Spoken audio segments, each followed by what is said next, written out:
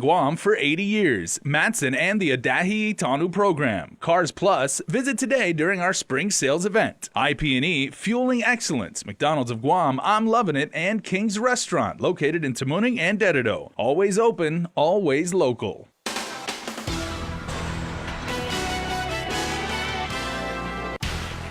Tonight on Primetime, the long and drawn-out process to have the government of Guam reclaim control of solid waste could soon see completion.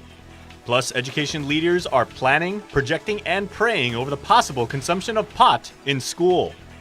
And the very task force staffed by multiple law enforcement agencies to combat drugs in our community is being reorganized. Good evening and thanks for tuning in, everybody, and a special holiday to all of our online viewers joining us worldwide. As in our top story, the return of GovGuam control over the solid waste system is inching ever closer.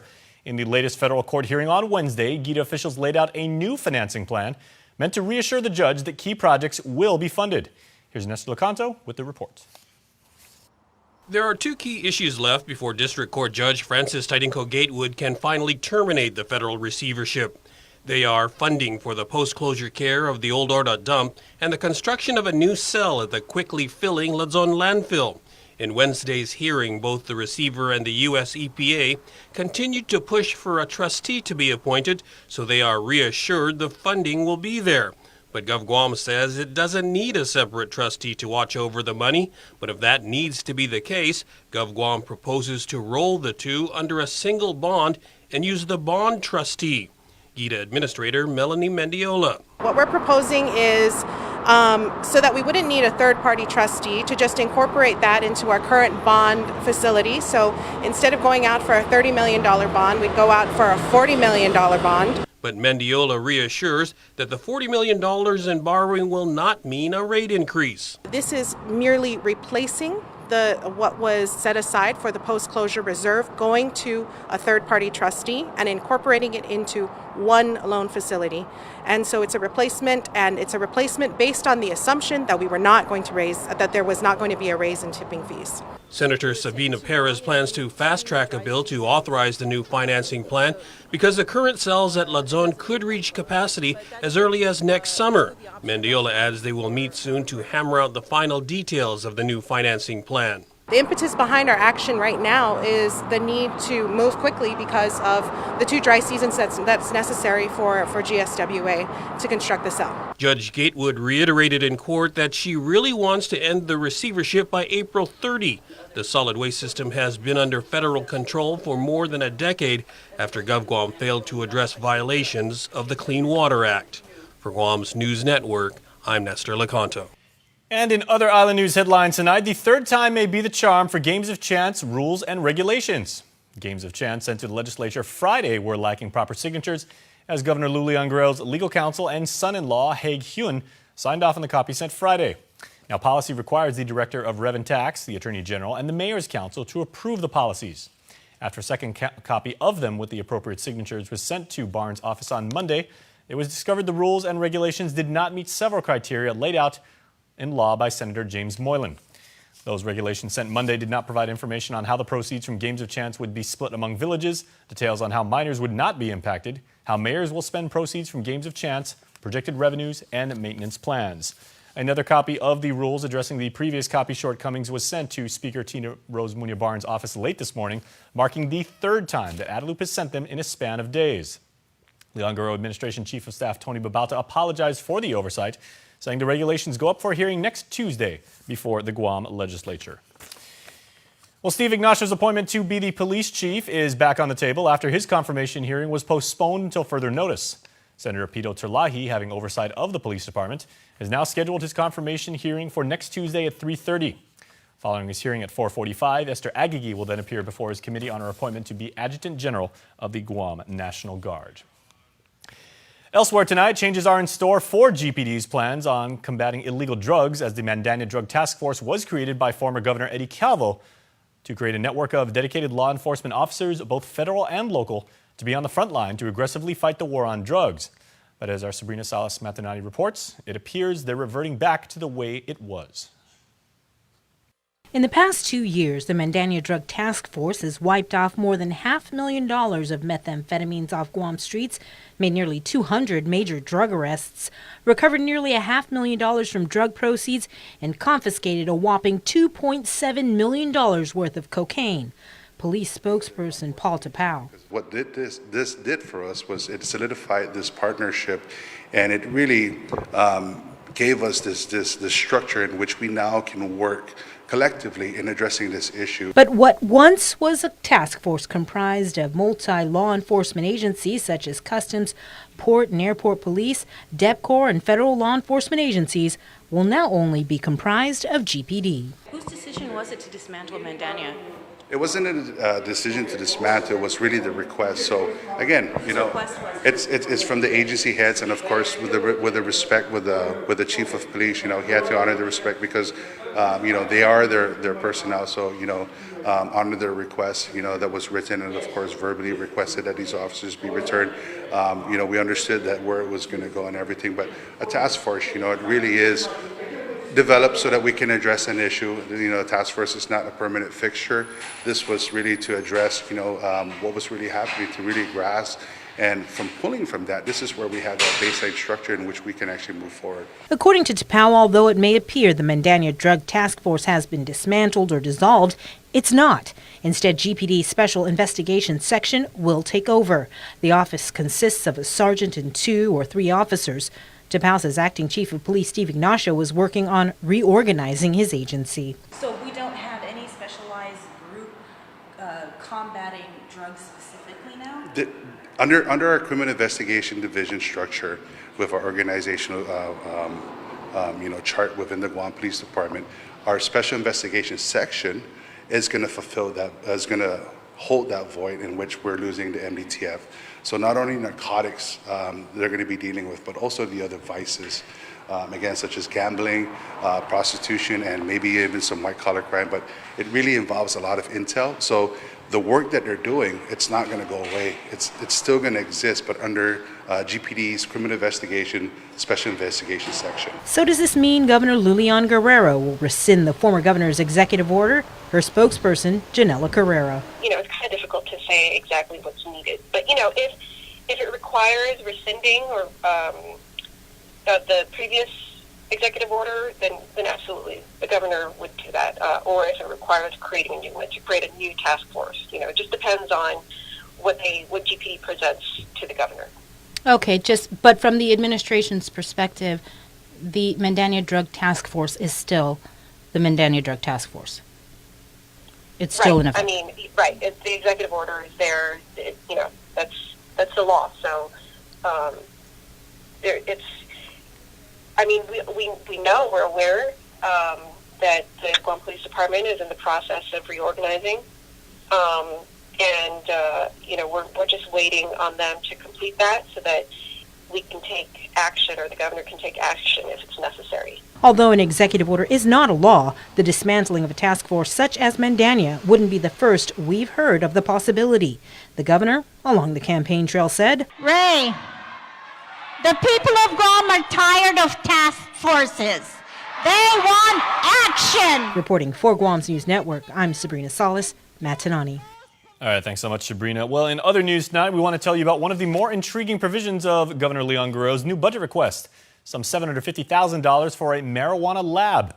The Budget Director Lester Carlson clarifies it wasn't meant for there to be for a laboratory facility, but rather to facilitate the recently signed marijuana law.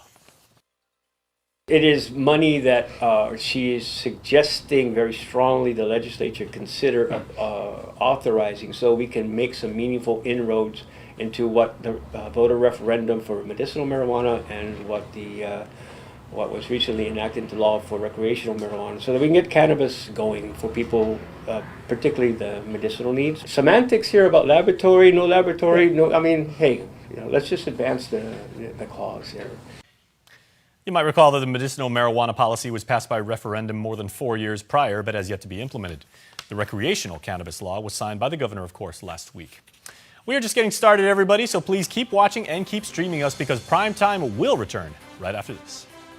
There are more ways to experience Guam via KUAM News, giving you what you want, when you want, and how you want it. From smart devices, Alexa, what's in the news? Here's your flash briefing. Over the web, on mobile, on streaming platforms, with immersive, interactive formats, and via social media where it's more than just content, it's conversation. More ways to keep you informed and entertained whenever you want it, wherever you are, on whatever device you're using. A simple handshake. That's all Jake Calvo needed when he started his company. Today, 80 years later, we like to say thank you to all of you who have taken our hand in trust. Thank you to the dreamers. Thank you to the realists. Thank you to the family-oriented. Thank you to the entrepreneurial. Thank you to those climbing the corporate ladder. And to the ones starting a new life together. Thank you to the traditionalists and the edgy, to the young at heart and the old souls. Thank you to the daring, to the protective, to the practical. Thank you to the hopeful. To all of you from all of us, our deepest, happiest, and infinite thanks. 80 years here for you. 80 years thanks to you. Calvo's Insurance, a legacy of trust. The next generation Galaxy has arrived. See it and believe it. The Infinity O display is the most innovative Galaxy screen yet. Capture the wider world. Take stunning photos with a 123-degree field of vision. Use your phone to charge other wireless charging devices. Don't just stand out, stand apart. Join us Saturday, April 13th for the 5th annual Chucky Run and Fun and Flyaway giveaway. T-shirts, medals, and prizes after the race, and the grand prize is a trip for two to Manila. It's a great family time at the 5th annual Chucky Run and Fun and Flyaway giveaway. MTO, professional janitorial services with a warm hospitality touch. MTO gives that gift year-round. Pressure wash roofs, pressure wash driveways, lawn service, home cleaning, carpet restoration, office cleaning, commercial window cleaning, floor care. When cleaning is in order, MTO has you covered. Call 647-6861 to inquire on how you can receive the maintenance you deserve. MTO, celebrating 30 years with you, Guam. Welcome back, everybody. The Archdiocese of Again is attorney in its bankruptcy case says Archbishop Michael Burns has no intention to sell off Catholic churches or schools, despite a complaint filed by a committee of unsecured creditors arguing it's part of their assets. All that's needed is for the judge to give the green light on the Archdiocese plans to sell its Hotel Action property to TF Investment LLC to pay off settlements in the church sex abuse cases. But it's going to take much more if anyone thinks it plans to sell any local churches or schools. Attorney Ford Alcacer represents the Archdiocese in its bankruptcy case. These parishes were all built by the parishioners. You know, there isn't some magic supply of money or material from a diocese to build parishes. Parishioners build parishes, and parishioners own parishes, and there is no intent of any kind of the Archdiocese to sell any parishes and schools. A committee of unsecured creditors, however, has filed an adversary complaint for declaratory judgment, essentially seeking clarification from the court to determine that all vehicles, churches, and schools are in fact assets and property of the Archdiocese. Attorney Alcacer, however, says they are only held in trust. He can't sell, pick any of the 26 parishes. The cathedral, for example. He cannot sell the cathedral. He cannot sell any of the smaller parishes. There is a process within canon law that would prohibit him from selling them for these purposes. Attorney Alcacer says there's case law to support this trust relationship. The best analogy I can give is if you had a disabled family member or a parent who could no longer care for themselves, so you became their conservator or guardian or trustee, and you would you would hold their money and maybe even the title to their home, but everybody knows that you don't own it. They still own it, but you're holding it in trust for them. And that's really the relationship we believe legally exists. In other words, that the parishes are owned by for the benefit of the parishioners. They're not like the hotel where the Archdiocese can sell the hotel and use the money to pay the claims for clergy sexual abuse. Elsa Sayre will be filing the church's response in about a month and a half. The Committee of Unsecured Creditors was appointed in March by the Office of the U.S. Trustee. Serving on the committee are the Bank of Guam and several of the clergy sexual abuse survivors. I think it's really unfortunate because I'm sure as it gets further out in the news, it's going to create a fear factor out there, and I don't think that really helps the process. But obviously, they're the committee. They have a right to file this lawsuit. We disagree with the assertions, but we'll ultimately, hopefully, either get the whole case resolved, or perhaps this matter will get decided by the court sometime in the future. Until the matter is resolved, mediation is on hold. Reporting for Guam's News Network, I'm Sabrina Salas, Matanani. In education headlines, the Guam Education Board is bracing for the impact of the legalization of adult-use cannabis and what it may have on students. And the chairman admits they may see more students firing up. The law may only authorize adults to smoke pot, but Guam Education Board Chairman Mark Mendiola admits what starts at home can eventually lead to the classroom. Parents smoking just lay their cigarettes down, their kids pick it up, and they practice what they see. And I'm not telling people how to do their parenting, but if their child then takes that and brings it into the school system, then it becomes a problem. This is a potential problem, Mendiola says, the Guam Department of Education is planning for. At this point, we are, we have some cases and we deal with it administratively. We currently have policies, rules, and procedures. There's ways that we deal with these types of things.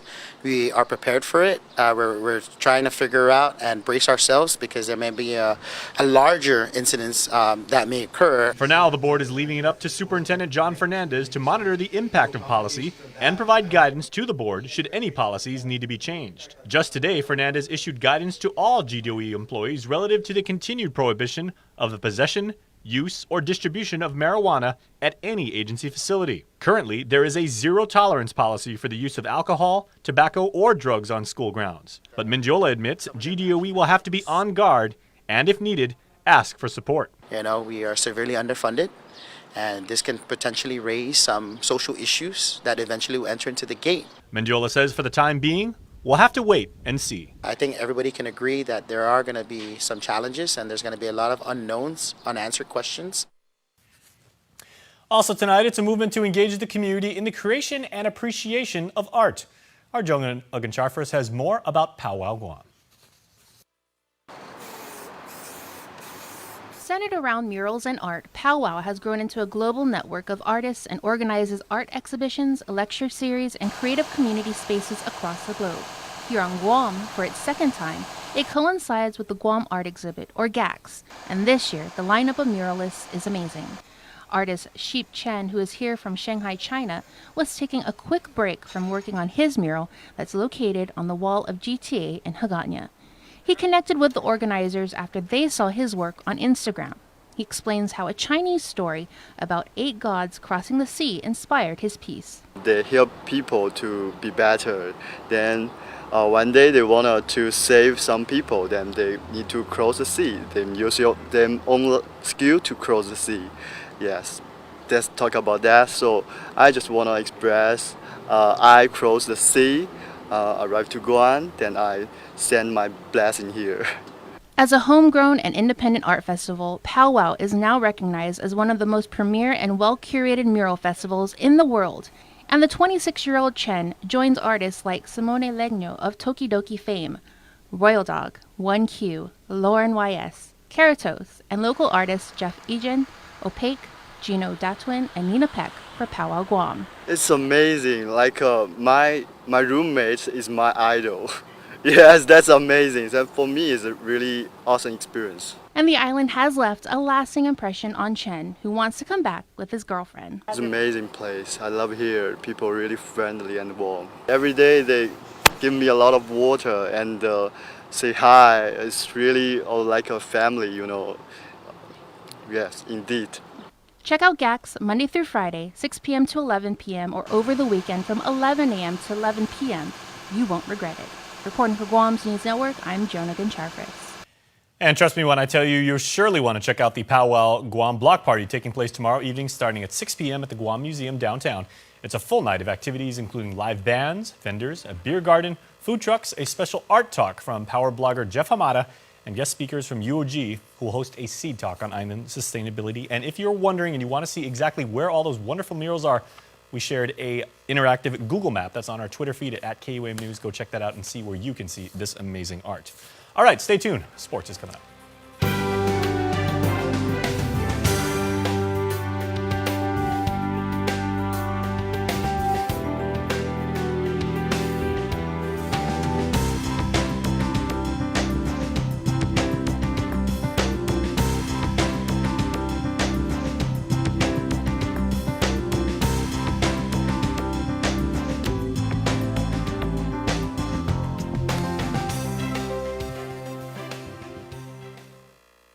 Looking for a great deal on a new Chrysler, Dodge, Jeep, or Ram? Then get to Cars Plus in Mighty now for our spring sales event. Like a new Jeep Compass Sport, $166 per paycheck. Or a new Chrysler Pacifica LX, $220 per paycheck. Or save $8,500 on a new Ram 1500. How about a new Jeep Wrangler Sport? Only $274 per paycheck. Low 1.99% financing is available on approved credit. Save thousands during our spring sales event going on now at Cars Plus in Mighty. Cars Plus, driven by you.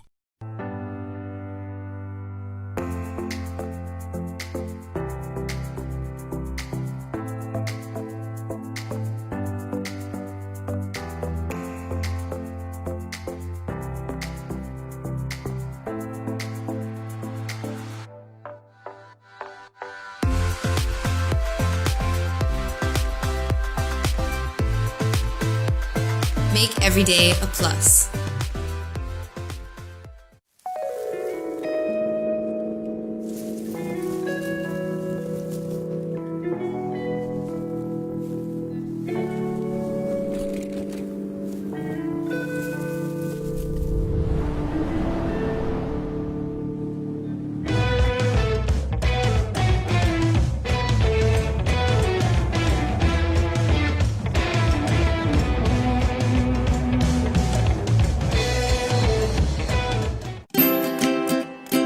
Autism Community Together of Guam is a support group for individuals with autism spectrum disorders and their families. We are a group of parents and caregivers who have children with autism spectrum disorders and understand the joys and challenges in raising them. To learn more about ACT or to join our family, call Joe Bloss at 687-1284. Send an email to autismcommunityguam@gmail.com or visit us at Autism Community Together on Facebook. KUAM Sports is presented by Triple J.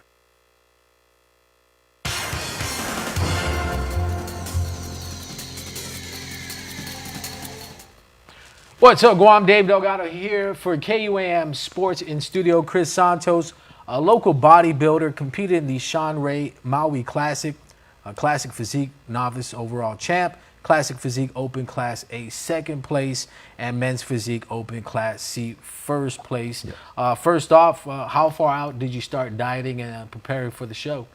I started back in November. It was an indirect challenge. Someone said that it'd be difficult to diet during the holidays. So I took that as a challenge to show that it was very possible to do it if you just put your mind to it.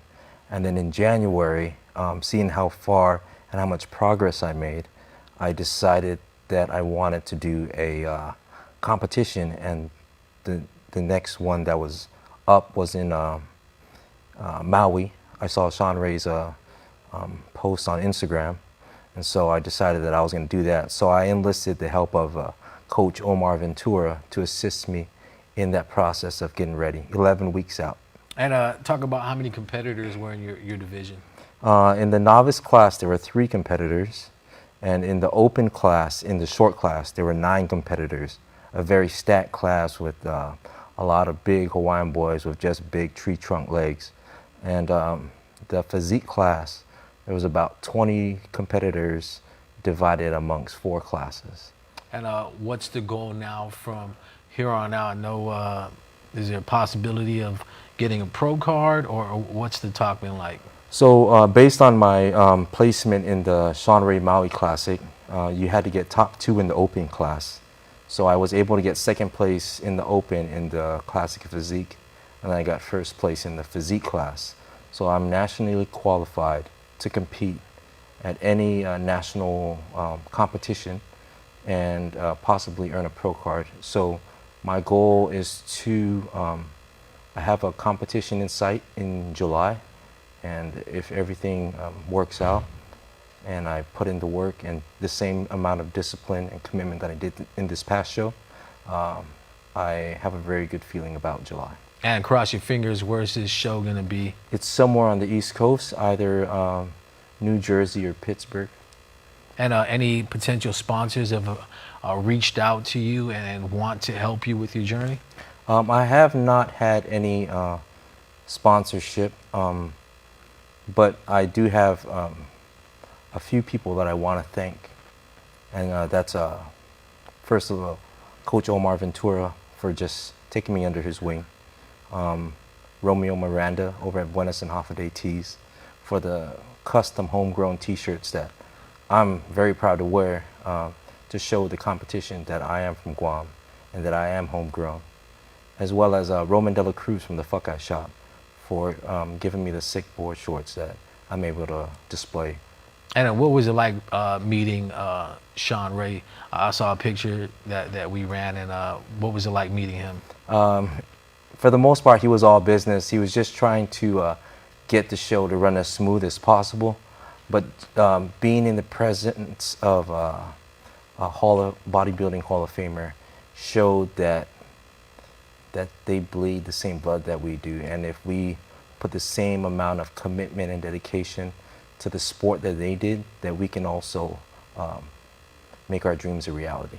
And how can people follow you on social media and follow you with your journey? I've been very active, or more active,